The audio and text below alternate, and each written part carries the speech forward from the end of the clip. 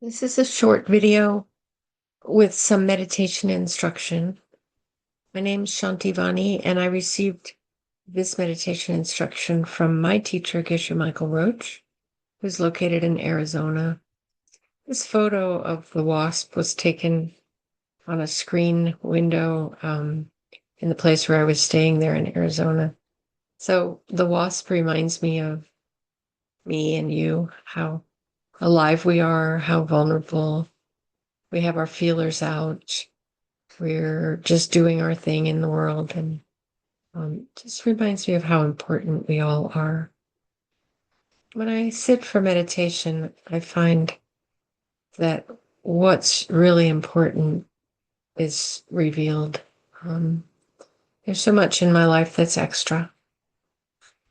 And so I just want to share with you a little bit about how we like to set up our meditation space um, and do our practice. So, first of all, you want to have a space that is clear energy and clean and safe and relaxed. Or sometimes we do have a little altar where we might have a photo or some flowers, a mirror, a candle, just some space that helps you to focus. And you want to be in a safe place where you feel that you can relax and not worry, because our mind tends to do that a lot. Um, so just gather yourself. And what we're going to go through here today is the 7 ingredients, is what we call it. And so with the 7 ingredients, we create just kind of a mindset, a flow. So we'll just start. Our posture should be with your spine erect and your head balanced on top of your spinal column. So you might want to tilt your head around to the sides and back and forth and find that middle place of balance. Also, if you tuck your tummy in a little bit and pull your shoulders back a touch, that helps with posture. And you want your gaze to be straight ahead, parallel to the ground. Your eyes can be slightly opened or they can be closed. Your face, just let the different parts of your face relax. You might want to flex your face muscles and then relax them. Raise your eyebrows, clench your jaw or stretch it out, and then let your jaw fall into a comfortable, relaxed place. With your tongue just up where your upper teeth meet your gum line, just let it relax there. And a slight smile is helpful, a Mona Lisa smile. And your hands and feet should just be comfortable, feet flat on the floor, if you're in a chair, or if you're sitting cross-legged, just find your most comfortable spot. And your hands can be wherever they're most relaxed so that you don't have to think about them.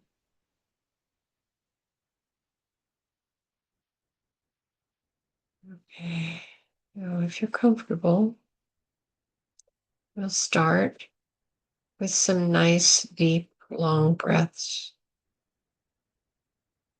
And our first part of our breath is on the exhale.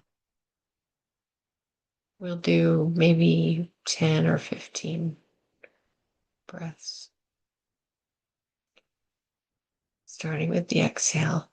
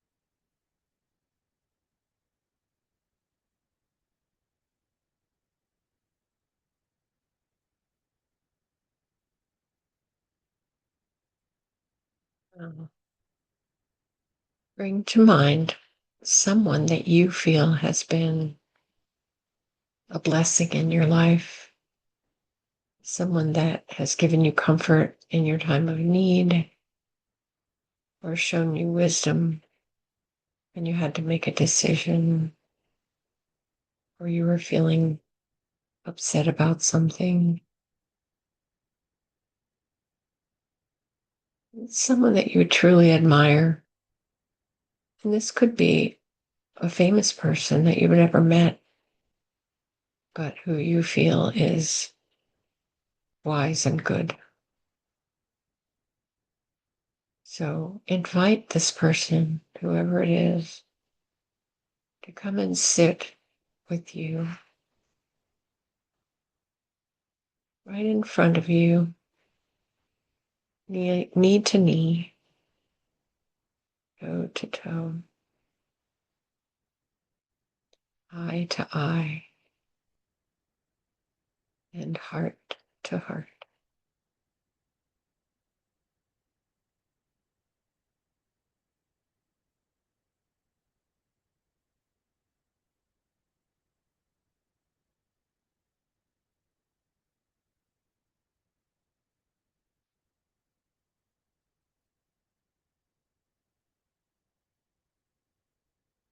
You gaze into one another's eyes with kindness and gratitude, as though you've known each other for a very, very long time. We know, each of you, that the other will never leave, because you've always been in each other's hearts. So feel a slight bit of warmth from their body and a bit of a quickening of your heartbeat.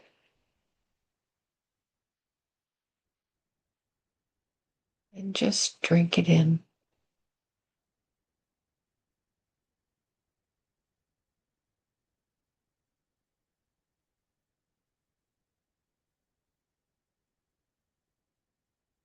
Now, our second ingredient is to make an offering.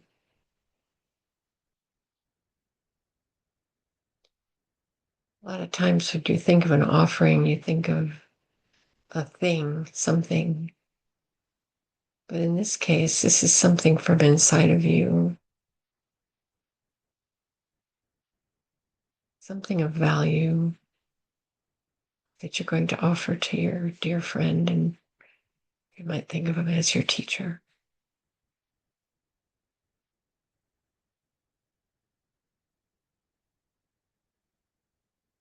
It might be, I realized yesterday when I got upset that I was wasting my time.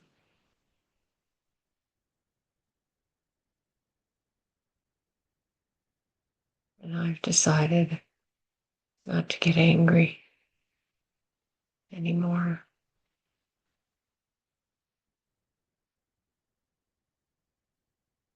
So, whatever that offering is for you, clarify it in your mind.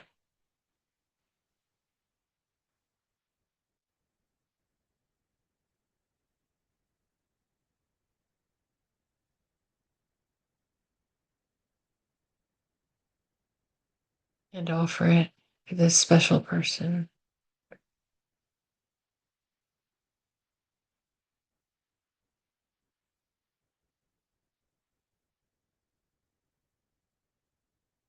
As a true gift.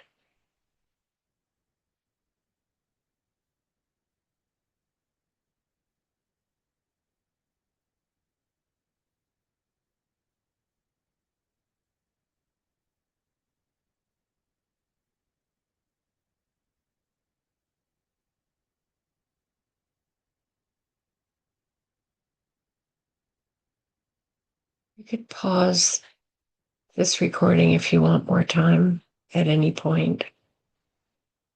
But we're going to go on now to the third ingredient. And this is where You think of something that you've done in the past day or two or in the past week, something recent that you've done that you're not too happy about. Perhaps you were a little impatient or said the wrong thing or had a bit of ill will towards someone else.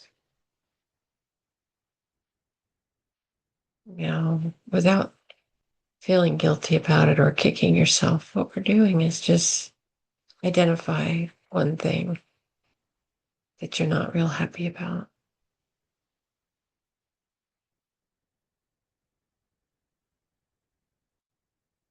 Just notice.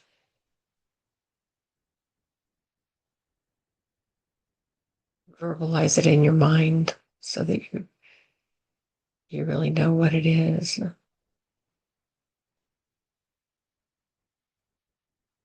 And share that short story with your dear friend who's with you.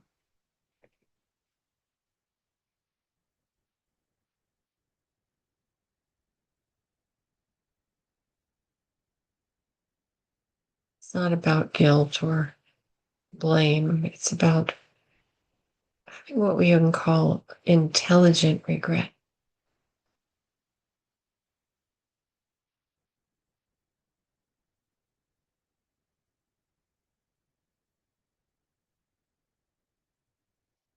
Intelligent regret says, hey, I wish I hadn't done that.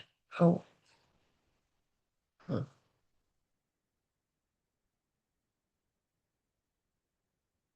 It's actually a way of loving yourself.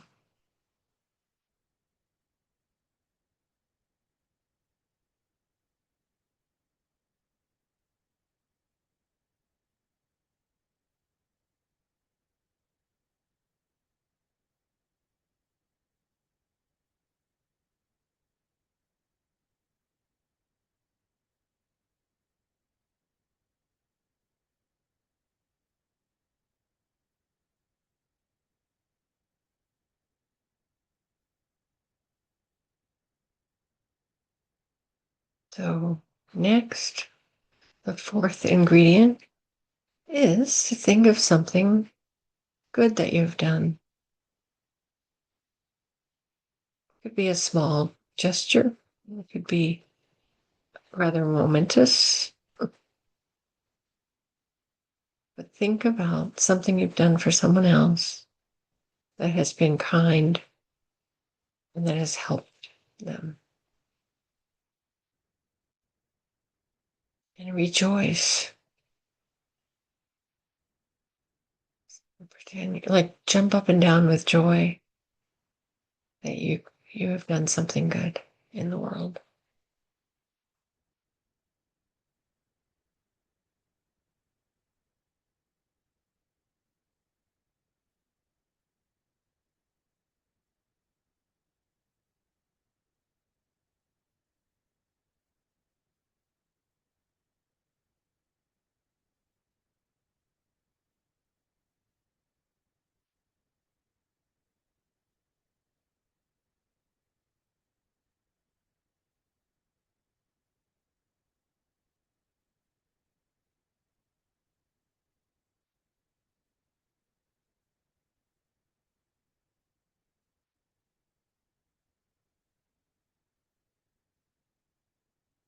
So we'll move on now to the fifth ingredient, and that is to ask for teachings. Please, please teach me.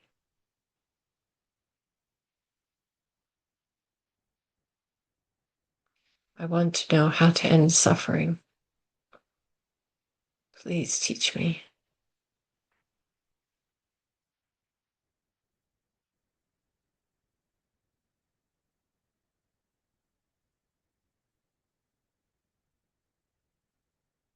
So the teaching can come through a formal class from a teacher who has wisdom, or it can come through the person who just hurt your feelings, or you can't stop thinking about. You wonder, why did they do that? Can't believe it.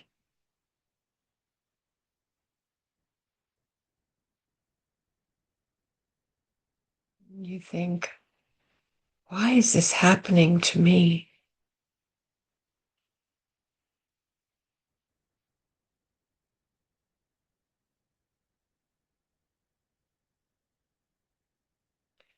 What did I do to deserve this?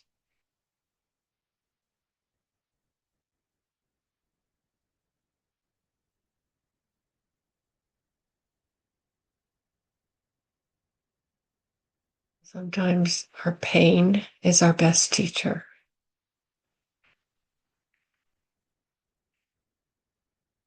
The people who cause us to notice our pain are our angels.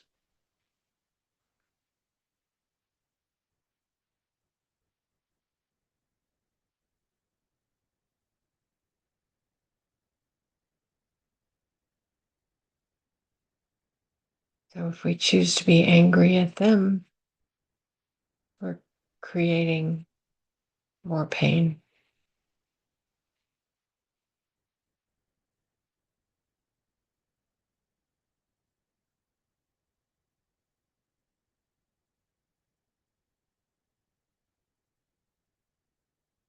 And once we start on the path and we are open to teachings, they will come.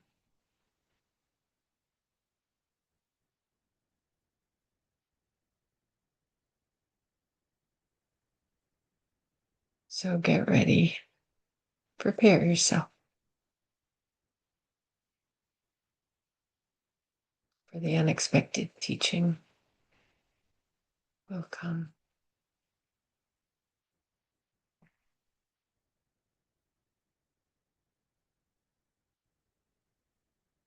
The sixth ingredient is we ask our teachers to stay. In this case, I think of my Holy Lama and the teachers who have brought these Mahayana teachings to the world down through the ages, a long, long lineage of the past 2,500 years.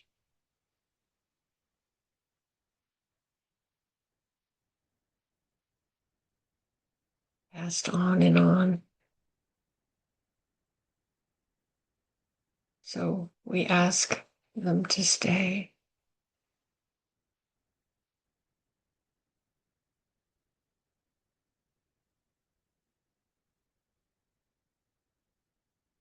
And it is with great reverence and gratitude that we ask them to stay.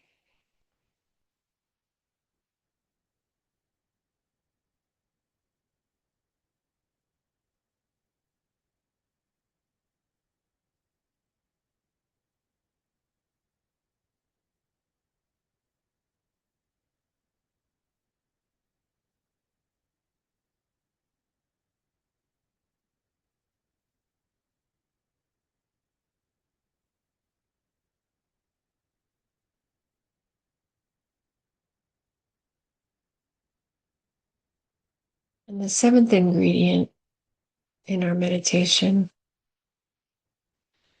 is to dedicate the goodness of this practice. So that means that we're remembering, we're conscious of the impact. You might want to dedicate your goodness to the children in the school where you work, or your family, or people who are sick and dying, or someone who's had a great loss and is deep in grief, or you dedicate it where you feel the most energy in your heart.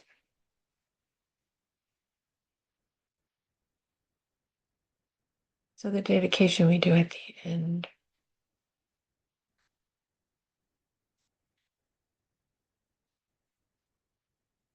So that's the 7 preliminaries. And if you would like to continue listening, you're free to. I'll give a little more. But if you want to stop there or pause and go ahead and just enter into your own meditation, you can do it that way.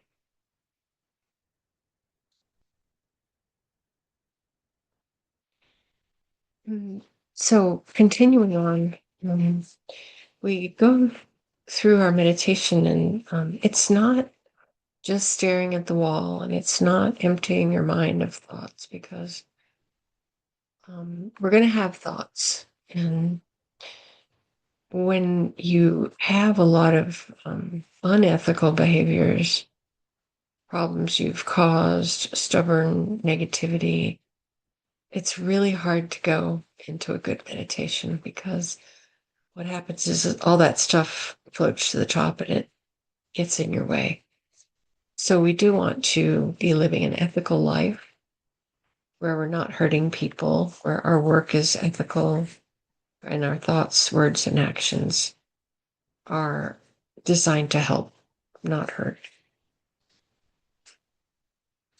So you want to have an object of your meditation, like something you're focusing on. So it could be, oh, I'm so baffled by this conversation I had the other day with a friend, and we had a misunderstanding and miscommunication, and we're just not speaking, and it hurts. So again, you ask the question, why is this happening?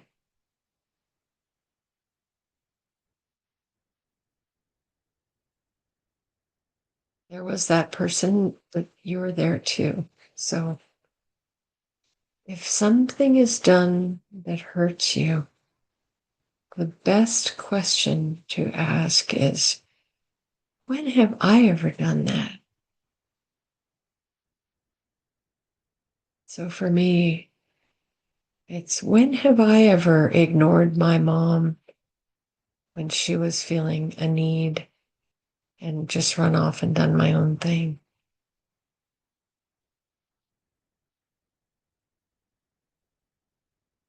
When have I taken something that wasn't really mine to take?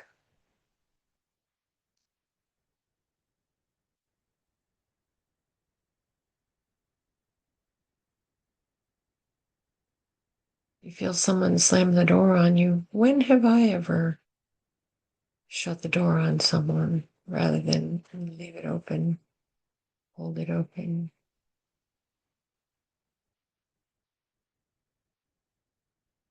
So here we're suggesting that the object of your meditation be that third step, third ingredient of just noticing something that you may have done.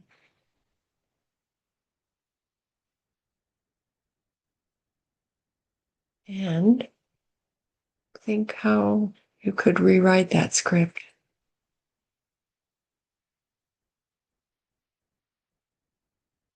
Rehearse how you could do it differently next time.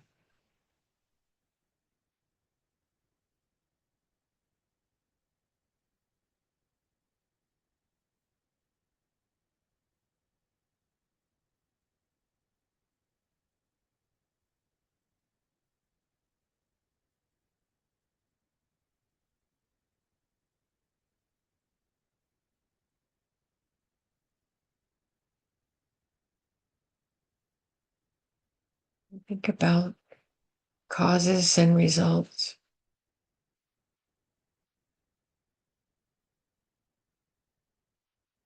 We also call it the law of karma.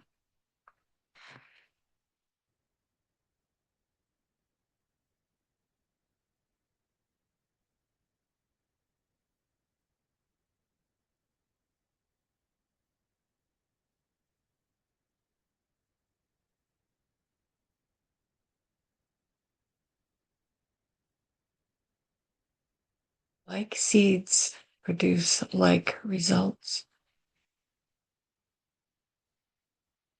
So if you plant a tomato seed, don't expect to get a watermelon. If you plant anger, don't expect it all to be rainbows and roses.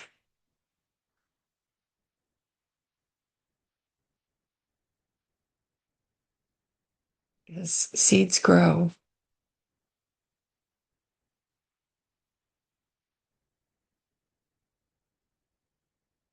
They grow and they grow strong.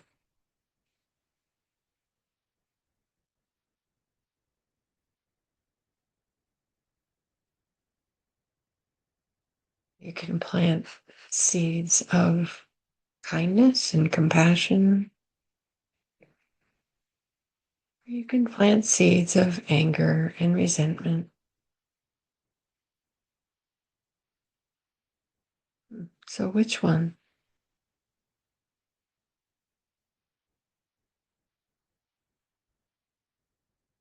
Which one do I want to grow?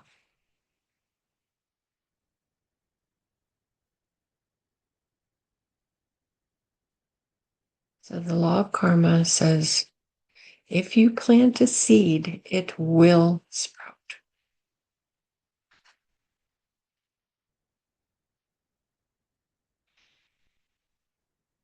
If you create a cause, there will be a result.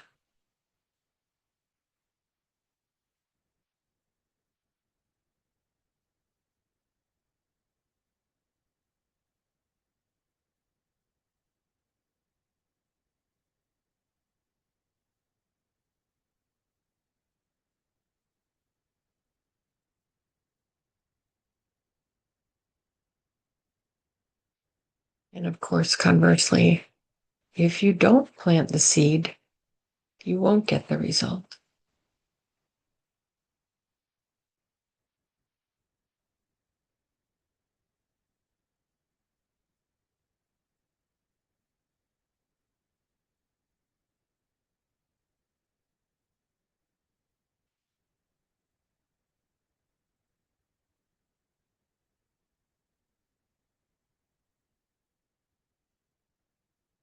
So for today's meditation, the example of the object was thinking about our actions and the results of our actions. These teachings are so broad and you can go as deep as you want. You can take any little part, one sentence out of a teaching, and you can delve into it. Meditation is going into inner space, not outer space. And in Buddhism, we want to analyze things, pick them apart, and understand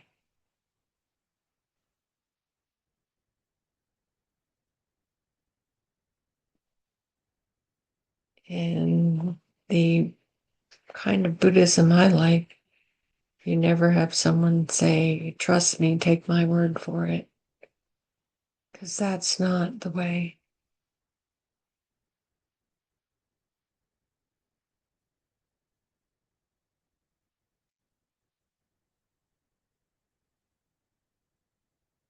So now we're going to dedicate our meditation.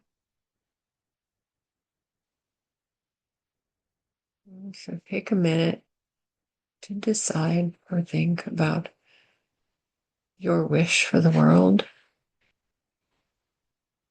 and the specific part of the world that you want to dedicate this particular meditation to.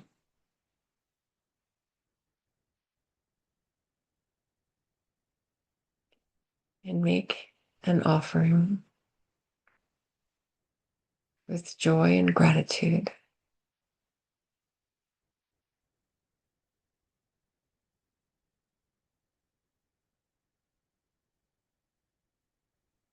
and rejoice at how fortunate we are to have this time and these people and this place on this beautiful planet Earth.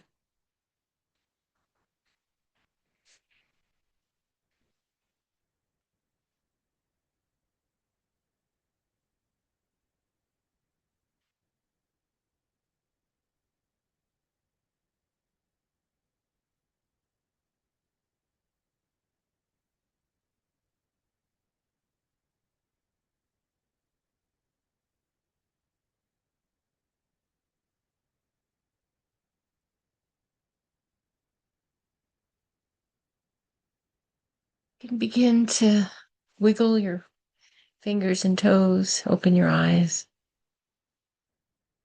come back to the room, take a nice stretch.